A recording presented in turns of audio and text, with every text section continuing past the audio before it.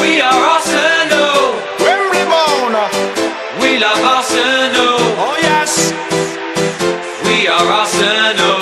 No mercy. We're Arsenal forever. We are Arsenal. Road to Wembley. We love Arsenal. Oh yes. We are Arsenal. Can't stop us. We're Arsenal forever. ሰላም እንደምናላችሁልን ክብራና የመድፈኞች ቤተሰቦች በእንግሊዝ ፕሪሚየር ሊግ የፕሪማች ሪቪው ተገናኝተናል። ከሻምፒዮንስ ሊግ የባይ አሬና ጨዋታ በኋላ የእንግሊዝ ፕሪሚየር ሊግ ይመለሳል። በ31ኛ ሳምንት መርሃ ግብር ለአርሰናል 31ኛ ሳምንት ነው፣ ለፕሪሚየር ሊጉ 30ኛ ሳምንት ነው። በኤሚሬትስ አርሰናል ጨዋታውን ያከናውናል። ከሁለት የካፕ ጨዋታዎች ከሁለት አዌ የካፕ ጨዋታዎች ወደ ማንቸስተር እና አንዱ ወደ ባይ አሬና ካቀና በኋላ በሜዳው የፕሪሚየር ሊግ ጨዋታዎችን ያከናውናል። በጣም ወሳኝ ጨዋታ ነው። ከማንቸስተር ሲቲ ተከታታይ ቀድሞ መጫወት በኋላ የሚከናወን ጨዋታ ነው። አሁን አርሰናል ቀድሞ ይጫወታል፣ ማንቸስተር ሲቲ ደግሞ ከአርሰናል በኋላ ይጫወታል እና ፕሬሸሩን ወደ ሲቲ ለማሳደር በጣም ወሳኝ ጨዋታ ነው። ደግሞም ሲቲ በሜንታል ሎድ ውስጥ ነው ጨዋታ የሚያከናውነው ከሻምፒዮንስ ሊግ ሽንፈት ማግስት የሚመጣ ስለሆነ ማለት ነው። በጣም ወሳኝ ጨዋታ ነው። በደንብ እንመለከተዋለን፣ እናጤንበታለን። ሊሻሻሉ የሚችሉ ሪከርዶችንም እንመለከታለን። በጨዋታው ውስጥ ያሉትን ነባራዊ ጉዳዮች እንመለከታለን። ብቻ አብራችሁን ቆዩ፣ ብዙ ነገር ታደምጣላችሁ እስከሚቀጥሉት 15-16 ደቂቃዎች ውስጥ ማለት ነው። አብራችሁን ስትዘልቁ አድምጦታችሁን ስለምትሰጡን በድጋሚ ከልብ እናመሰግናለን። የኮሜንት መስጫ ባር እናንተን ይጠብቃል። የጨዋታ ግምቶቻችሁን እንዲሁም ደግሞ በሻምፒዮንስ ሊግ ጨዋታ ላይ ያበሳጫችሁ ተጫዋችን የተሰማችሁ ስሜት ካለ ብታሰፍሩልን ደስ ይለኛል። እንዲሁም ሼር አድርጉት ለብዙ የአርሰናል ደጋፊዎች ይደርስ ዘንድ ማለት ነው። የዚህ የውድድር ዓመት የፕሪሚየር ሊግ ዋንጫ ስናነሳ አብረን ከምናዳምጣቸው ፔጆች አንዱ ይሄ መሆን አለበት። ስለዚህ ብዙ ሰዎች ጋር እንድንደርስ ሼር አድርጉት። ቪዲዮን ስትጀምሩ እንደ ሁሌው ላይክ አድርጋችሁ ጀምሩ። ሁሉንም ስለምታደርጉ የምርፈኞች ቤተሰቦች ስለሆናችሁ ከልብ እናመሰግናለን። ኖርዘርላንድ ፎርኤቨር ዋት ዌቨር ዘ ዌዘር አድምጠን እንመለሳለን።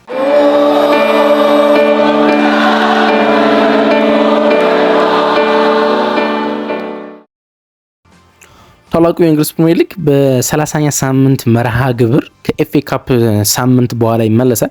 ባለፈው ሳምንት የሊግ ጨዋታዎች አልነበሩም፣ በኤፍኤ ካፕ የአምስተኛ ዙር መርሃ ግብሮች ማለት ነው።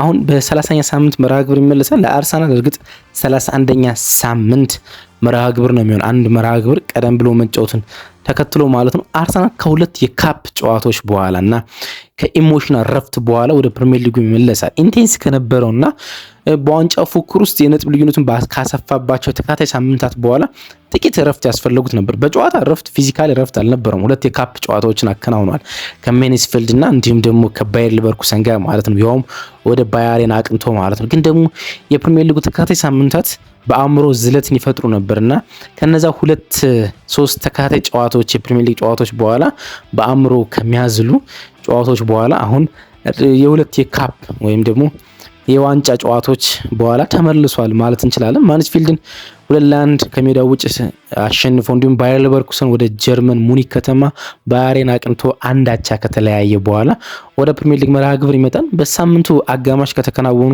የሻምፒዮንስ ሊግ ጨዋታዎች ውስጥ የማለፍ ተስፋ ያለው የፕሪሚየር ሊግ ቡድን አርሰናል ብቻ ይመስላል።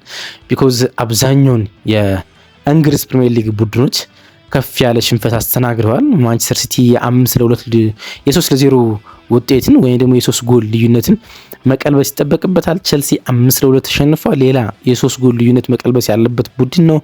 በተመሳሳይ ቶተንሃም ስፈር ሊያደርገው የሚከብደው የ5-2 ሽንፈት አስተናግዷል። ሊቨርፑል የተሻለ ጠባብ ሽንፈት ያጋጠመውን የ1-0 ሽንፈት ግን የሚጫወተው ከጋላታሳራይ ጋር ነው። አርሰናል ጥሩ ፐርፎርም ባላረገበት ጨዋታ ከሊቨርኩሰን ጋር በመጨረሻ ደቂቃ ላይ ጎል አስቆጥሮ ነጥብ ተጋርቶ ወጥቷል። ኒውካስልም ወደ ባርሴሎና ካምፕ ኖ ነው የሚያቀና። ስለዚህ ከባድ መርሃ ግብር ነው። የሚቀጥለው ሳምንት ማክሰኞና ሮብ ጨዋታዎች ከናከናወኑ በኋላ አናቅም ምን ሊፈጠር እንደሚችል። ግን አርሰናል ብቻ እንግሊዝን ሊወክል ይችላል ወይም ደግሞ ሌላ በጣም ግሩም ካምባክ የሚያደርግ ቡድን ልንመለከት ይገባል ማለት ነው። አርሰናል በፐርፎርማንስ ረገድ የላቀ ፐርፎርማንስ አልነበረውም። የአንዳንድ ተጫዋቾች ኢንዲቪዥዋል በጣም መውረድ የአርሰናል የማጥቃት ኃይል በብዙ እንዳወረደው መናገር ይቻላል። ለኔ አሁን በሚቀሩት የፕሪሚየር ሊግ ሆነ ትልልቅ የሻምፒዮንስ ሊግ ጨዋታዎች ላይ ቪክተሪ ኬሬሽን ተጠቅሞ መጫወት በ10 ተጫዋች እንደመጫወት እየቆጠርኩት እገኛለሁ። እንግዲህ በጣም አብዝታችሁ የምትወዱት የቪክተሪ ኬሬሽ አድናቂዎች ካላችሁ በጣም ይቅርታ ጠይቃለሁ። ግን ቪክተር ዮኬሬሽ በፕሬሲንግ በፊዚካል ኢንቴንስ ነው፣ ግን ከጀርባ በሚከናወኑ እንደ አጥቂ በሚከናወኑ ሩጫዎች ግን በጣም ደካማ ነው። አንድ አጥቂ ሪሶርሶች ሊሰጡት ወይም ደግሞ ጎሎችን ሊያስቆጥራቸው ሙከራዎች ሊያደርጋቸው የሚገቡ የጎድሎችን ሊፈጠርለት ይገባል። ግን ደግሞ እነዛን ሩጫዎችም ሊያደርግ ይገባል ብዬ አስባለሁ እና የጎል ሙከራዎች የሚያደርግ አይነት አጥቂ የሆነ አይደለም ቪክተር ዮኬሬሽ ማለት ነውና የጎል ሙከራዎች ማያረግ ካልሆነ ደግሞ ከኳስ ጋር ከቡድኑ ጋር አብሮ የሚጫወት በኳስ ጋር ሁለቱን ዊንገሮች ላቅ የሚያደርግ ተጫዋች ያስፈልጋል እና ሌላ ፎልስ ናምበር ላይ አርሰናል መጠቀም ያለበት ይመስለኛል። ጎል ማያስቆጥርና ቲፒካል አጥቂያችሁ ጎል ማያስቆጥር ከሆነ በሌላ ነገር ሊረዳችሁ ይገባል ብዬ አስባለሁ እና ቲፒካሊ ጎል አስቆጣሪ የሆነ አጥቂው ቪክተር ዮኬሬሽ ጎል ማያስቆጥር ከሆነ አርሰናል ወደ ፎልስ ናምበር 9 እና በኮሌክቲቭ ፉትቦልስ የሚሳተፍ ተጫዋች መጠቀም ያለበት ይመስለኛል። በተለይ ቪክተር የካይ ሃቨርትዝ ፊትነስ የሚመለስ ከሆነ ካይ ሃቨርትዝ መጠቀም ምንም ማያወላዳ ጥያቄ መሆን ያለበት ይመስለኛል። ቪኪ ጎል እያስቆጠረ ባለመሆኑ ማለት ግን ደግሞ የሱ ብቻ አይደለም ኢንዲቪጁዋሊ ማውረድ ማጥቃቱን በጣም ያወረደው ማለት ነው። ማጥቃት ከሲስተም ይልቅ ኢንዲቪጁዋሊስቶችን ይፈልጋል። የቡካዮ ሳካ በታሪክ ውስጥ ቡካዮ ሳካ ካወቅንበት ጊዜ ጀምሮ ከ2019 በኋላ እንዲወርዶ ስለመመልከታችን እርግጠኛ አይደለሁም። በተለይ በባየርን ነው የባየር ሊቨርኩሰን ጨዋታ ላይ ዱዋሎችን እንዳለ ሲሸነፍ ነበረ። ወደ 16 የሚጠቁ ቴክኖችን ለማለፍ ግሪማልዶን ሲቸገር ተመልክተናል። ታፓሶንና ግሪማልዶን ማለት ነውና እናውቃለን። ደብል ማርክ ይደረጋል፣ በአንዳንድ ጨዋታዎች ትሪፕል ማርክ ይደረጋል። ግን ሁሉም ትልልቅ ተጫዋቾች በዓለም ላይ እንደዚህ ይደረጋሉና እሱን ኤክስፕሎይት ማድረግ የእሱ ድርሻ ነውና የብዙ ኦፌንሲቭ ፕሌየሮቻችን ኢንዲቪጁዋሊ መውረድ የአርሰናል ማጥቃት በብዙ አውርዶት እንመለከታለን። ግን እንደ ቡድን አርሰናል መጥፎ አልነበረም እንደ ቡድን ቢኮዝ ወደ ጀርመን አቅንቶ ሲቲን በዚህ ሜዳ 4-0 በዚህ ውድድር ዓመት ያሸነፈውን ቡድን ነጥብ ተጋርቶ ወጥቷል። በኤሚሬትስ በደጋፊ ፊት ነገሮችን ማስተካከል እንደሚችል ማመን እንችላለን። ስለዚህ ያን ያህል መጥፎ ውጤት አይደለም ሌሎች ቡድኖች ካጋጠማቸው አንጻር ማለት ነው። በኤቨርተን ወደዚህኛው መርሃ ግብር የሚመጣ ከበርንሌ የ2-0 ድል በኋላ ነው እንግዲህ በጄምስ ትሮስኪ እና በኬረን ዴርስፔሪ ሃል ጎሎች አማካኝነት 2-0 አሸንፈው ነው ወደዚህኛው መርሃ ግብር የሚመጣ።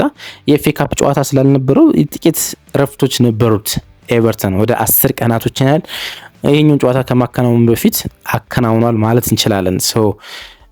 ወሳኝ ጨዋታ ይሆናል ከረፍት ከመመለሱ አንጻር ማለት ነው። ደግሞ ኤቨርተን ለአውሮፓ ቦታዎች የሚጫወት ቡድን ሆኗል። ምክንያቱም በአውሮፓ ቦታዎች ውስጥ 8ኛ ደረጃ ላይ ነው የሚገኘው በደረጃ ሰንጠረዡ ላይ 7ኛ ደረጃ ከሚገኝ ብሬንትፎርድ የ1 ነጥብ ልዩነት ነው የሚገኘው።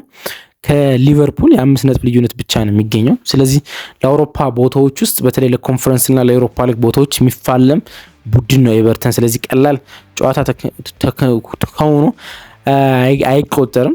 በታሪክ 214 ጊዜ ተገናኝተዋል ሁለቱ ቡድኖች። በፕሪሚየር ሊግ ውስጥ ብዙ አመት የቆዩና ያልወረዱ ቡድኖች ናቸው። በእንግሊዝ ፕሪሚየር ሊግ ውስጥ ረዥም ጊዜ ባለመውረዱ የቆዩ ሁለት ቡድኖች ናቸው አርሰናልና ኤቨርተን። እንዳልኳቸው 214 ጊዜ ተገናኝተዋል። 108ቱን አርሰናል 61ዱን በአቻ ማለት 45ን በአቻ 61ዱ መርሃ ግብር ደግሞ ኤቨርተኖች አሸንፈዋል። ሁለት ተቃራኒ ፓራዶክሶች ሁለቱ ቡድኖች ላይ ይከናወናሉ። በጣም ያልጠበቅኩት አንድ ቁጥር ተመልክቻለሁ። አርሰናል በዚህ ውድድር ዓመት በዴድ ቦል ወይም ደግሞ የሞተ ኳስ ይሉታል እንቅስቃሴ ያልሆነ ኳስ ለማለት ነው፣ ወይም ደግሞ በተለምዶ የቆመ ኳስ በምንለው ማለት ነው። የእጅ ሮራ፣ ፔናልቲ፣ ቅጣት ምትና ኮርናን ጨምሮ 24 ጎሎች ማግኘት ችሏል። ፔናልቲዎችን ብናወጣቸው 21 ጎሎችን ከዴድ ቦል ማስቆጠር ችሏል እና በአውሮፓ ውስጥ ቁጥር አንዱ ነው።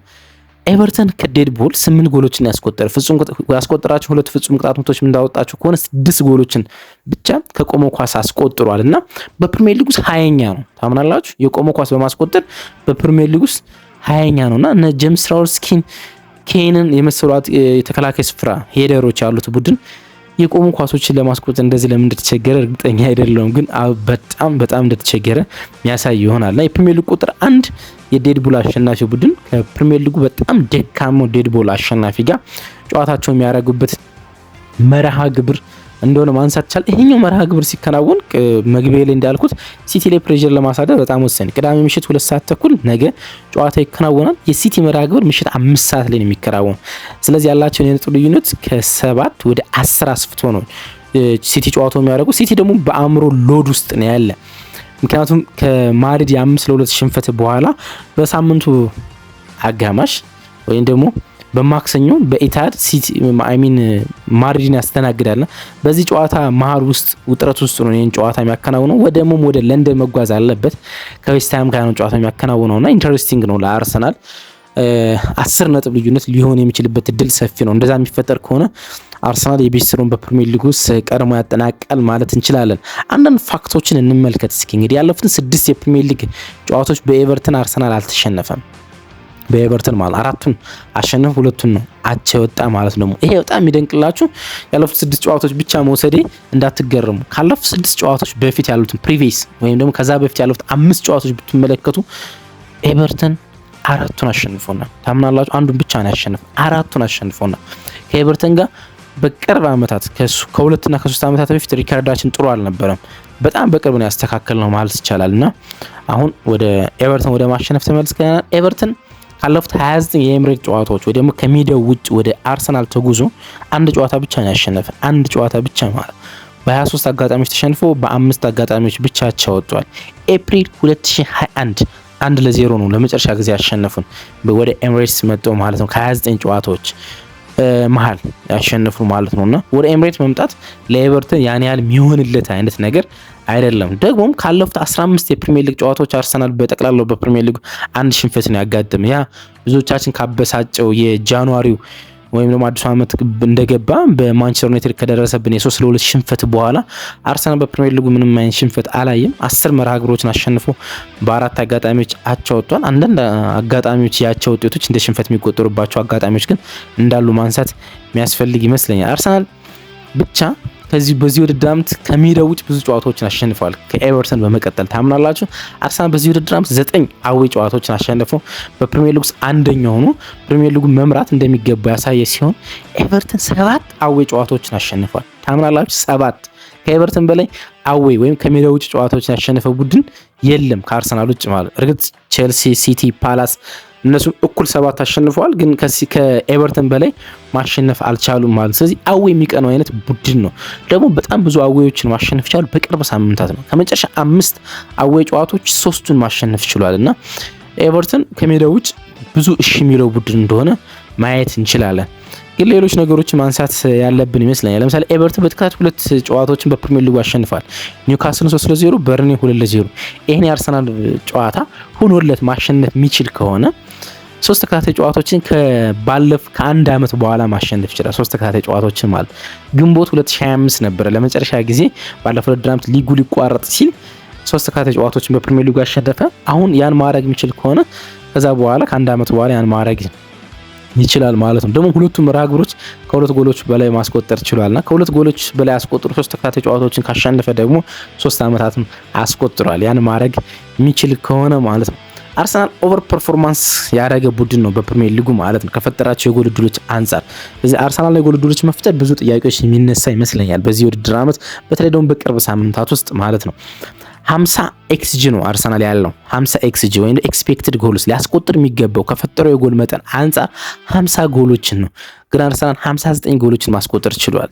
59 ጎሎችን ማለት ነው በ9 ከፍ ያለ ነው። ከኤክስጂ በላይ ኦቨር ፐርፎርም አድርጓል። በጣም ተንጠራርቷል ማለት ይቻላል። ግን ኤቨርተንም ከኮንሳይዲንግ አንጻር በጣም አስደናቂ ቡድን ነው። 41.4 ጎሎች ሊቆጠሩበት ይገባ ነበር ከመቆጠር አንጻር 41.4 ከተሞከሩበት የጎል መጠኖች አንጻር ግን 33 ጎሎች ነው የተቆጠሩበትና 8.4 ሞር ሴቭ ማድረግ ችለዋል ማለት ነው። እና ብዙ በማስቆጠር ከኤክስጂ በላይ አርሰናል ነው።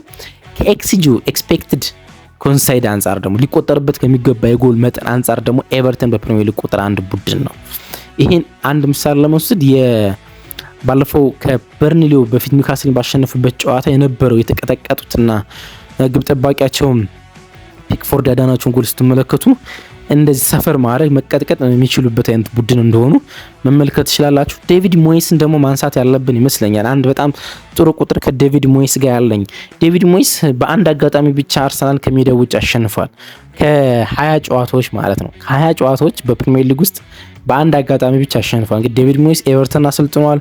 ከዛ በኋላ ዌስትሃምን አሰልጥኗል። ተመልሶ ኤቨርተን እያሰለጠነ የሚገኙ የተለያዩ የማንቸስተር ዩናይትድን አሰልጥኗል።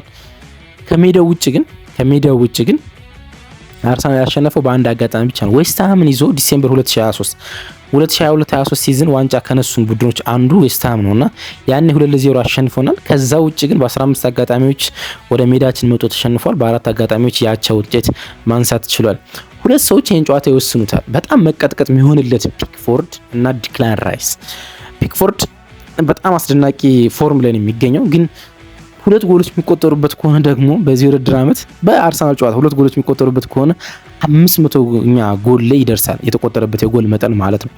498 ጎሎች በፕሪሚየር ሊጉ ተቆጥሮበታል ከ353 ጨዋታዎች ማለት ነው። እና ሁለት ጎሎች የሚቆጠሩበት ከሆነ 500 ጎል ይቆጠራል ማለት ነው። በፕሪሚየር ሊግ ውስጥ 9 ግብ ጠባቂዎች 500 ጎል ተቆጥሮባቸዋል። ግን በጥቂት ጎል ጨዋታዎች 500 ጎሎች የተቆጠሩባቸው ሁለት ግብ ጠባቂዎች ናቸው። ፖል ሮቢንሰን 338 ጨዋታዎች አከናውኖ 500 ጎል ተቆጥሮበታል። ቢን ፎስተር 353 ጨዋታዎች አድርጎ እኩል ከፒክፎርድ ጋር አድርጎ 500 ጎል ተቆጥሮበታል። ፒክፎርድ 354ኛ ጨዋታውን ሲያከናውን 500 ጎል የሚቆጠር እድል አለው ማለት ግን ሰፈር ማድረግ መቀጥቀጥ ደግሞ የሚሆንለት አይነት ግብ ጠባቂ ነው። በብዙ ረጅም ደቂቃዎች ውስጥ ሲቀጠቀጥ ልትመለከቱ ትችላላችሁ ማለት ነው። ዲክላን ራይስ ሌላኛው ይሄን ጨዋታ የሚወስን ነው። ምክንያቱም በጣም የሚገርም ቁጥር አለው ዲክላን ራይስ በዚህ ውድድር ዓመት ግን በመከላከል ውስጥ ብዙ የቤት ስራዎች የሚወጣው ተጫዋች ሆኗል። በቅርብ ሳምንታት ደግሞ በቢልድ አፕ ጊዜ ፊትነሱም ስለወረደ ይሁን በስነ ልቦናም ረገድ ልክ ይሁን አይሆን አላቅም፣ ማርቲን ዙቢሜንዲ በጥቂቱ መውረዱ የአርሰናል የማጥቃት እንቅስቃሴ እንዳወረደው ይታወቃልና የሱ በጥቂቱ መውረዱ ይሁን የአርሰናል ቢልድ አፕ የሚያስጀምረው ዲክላን ራይስ ነውና የአርሰናል ቢልድ አፕ ያስጀምራል። ትራንዚሽኑ ሲሳተፋል። ከዛ በኋላ ቻንስ ክሬት በማድረግም በአርሰናል ማጥቃቱ ይሳተፋልና በፕሪሚየር ሊግ ውስጥ የጎል ዕድሎችን በመፍጠር በሁለት ተጫዋቾች ብቻ ይበለጣል። ብሩኖ ፈርናንዴዝ እና ዶሚኒክ ሶቦዝላይ ብቻ ይበልጡታል። ብሩኖ ፈርናንዴዝ 92 የጎል ዕድሎችን በዚህ ውድድር ዓመት ፈጥሯል። ዶሚኒክ ሶቦዝላይ ደግሞ 56 የጎል ዕድሎችን ፈጥሯል። ዲክላን ራይስ 55 የጎል ዕድሎችን በዚህ ውድድር ዓመት በመፍጠር ከብሩኖና ሶቦዝላይ በመቀጠል ሶስተኛው የፕሪሚየር ሊግ ቤስት አታከር ተጫዋች ነው። እንግዲህ ቤስት ዲፌንደር ነው፣ ቤስት አታከር ነው፣ ቤስት ትራንዚሽን ነው። ስለዚህ ባላንዶር ፕሌየር ነው ስንል ዝም ብለን ካለ አመክንዮ እንዳልሆነ ማንሳት የሚጠበቅ ይመስለኛል። የፕሪሚየር ሊግ የዋንጫ ፉክክር ውስጥ ሌላ ጡብ የምናሳረፍበት ወሳኝ መርሃ ግብር ነው።